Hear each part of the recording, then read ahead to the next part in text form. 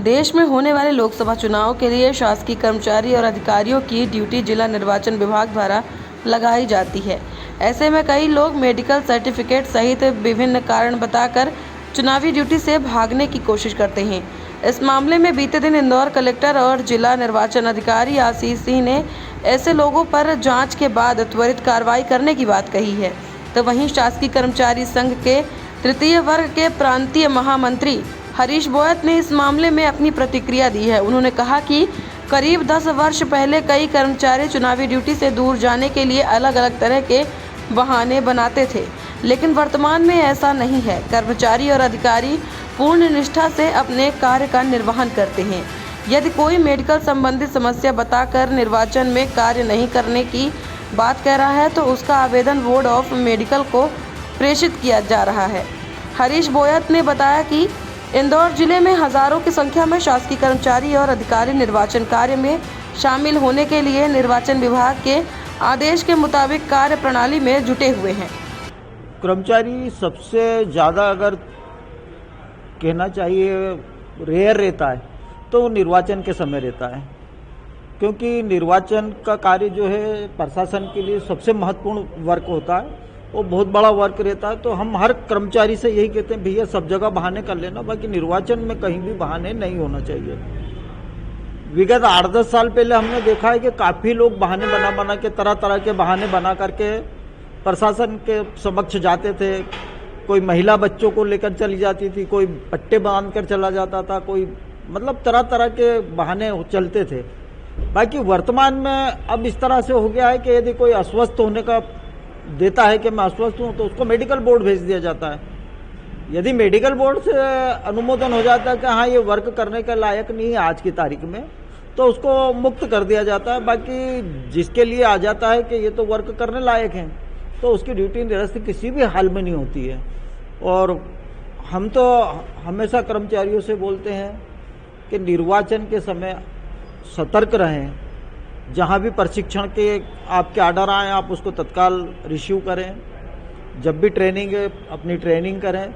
यदि वास्तविकता कोई कारण है, यदि परिवार में मान लिया जाए किसी के घर कोई किसी का निधन ही हो गया है या परिवार में शादी है, तो उसके लिए तो हम भी जाकर के वरिष्ठ अधिकारियों से संपर्क करते हैं और बताते हैं सर ये रेयर है, इसको मुक्त कर दिया जाए। तो अधिकारी भी इस बात को मानते हैं कि यदि हम बोल रहे हैं कि ये गलत नहीं है तो उसको रिलीफ देते हैं। और जनरल भी कोई व्यक्ति जाता है कि सर हमारे यहाँ ऐसा ऐसा हो गया तो उसको मुक्त किया जाता है।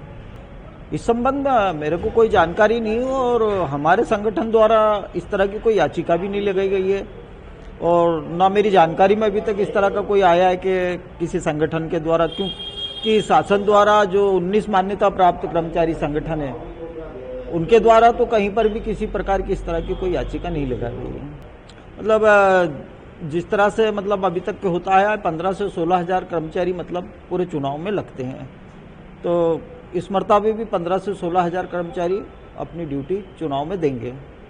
हाँ, क्या मानते हैं? अभी पिछले कुछ समय पहले ही कलेक्टर साहब ने 2 कर्मचारियों की सेवा समाप्ति का नोटिस दिया था। एक कर्मचारी हमारे पास आया था, उसने कहा सर मैंने लघुकृत अवकाश के लिए आवेदन नहीं दिया, मैंने निर्वाचन कार्य से मुक्ति के लिए आवेदन दिया है। तो हमने उसके कागज देके उसको ब्रेन स्ट्रोक हुआ था, चोइथराम हॉस्पिटल में वो भर्ती भी रहा 15-20 दिन। हमने जाकर के कलेक्टर साहब से निवेदन किया कि सर ये वास्तविक है, बीमार है और इसने सिर्फ निर्वाचन कार्य से मुक्ति हेतु आवेदन दिया है। लघुकृत अवकाश में ये पूर्व में था, जैसे ही आचार संहिता लगी इसने ज्वाइन कर लिया था। कलेक्टर साहब ने बड़ा ध्यान से बात सुनी और उन्होंने कहा नहीं रेयर है, इसको छोड़ा जाए। तो ऐसा जो मेडिकल जिनके आ रहे हैं, जो अस्वस्थ हो रहे हैं, उनको मेडिकल बोर्ड पे भेज रहे हैं। अपने यहाँ पर ऐसा कुछ भी नहीं है कि सेवा समाप्ति की कोई दी जा रही है। लघुकृत अवकाश का तो उसमें ऐसा लग रहा था कि ये संदिग्ध हैं, मतलब उनके पूरे डॉक्यूमेंट्स नहीं लगे थे, जो उनका ट्रीटमेंट हुआ, जो चल रहा था इलाज, वो भी प्रॉपर नहीं लगा था। तो कहीं ना कहीं अधिकारियों को ऐसा लगा कि कहीं ये प्रशासन शासन को गुमराह तो नहीं कर रहे हैं। तो इसलिए कलेक्टर साहब ने कठोर कार्रवाई करी, मतलब तत्काल उनके सेवा समाप्ति के लिए विभागीय अधिकारी को लिखा बाकी जब हम एक कर्मचारी के लिए मिले और हमने वास्तविकता बताई तो उस मामले को कलेक्टर साहब ने संज्ञान में लेकर के उसको मतलब मदद करी उसकी कि ठीक है इसको छोड़ दिया जाए। इंदौर से सतीश शर्मा की रिपोर्ट।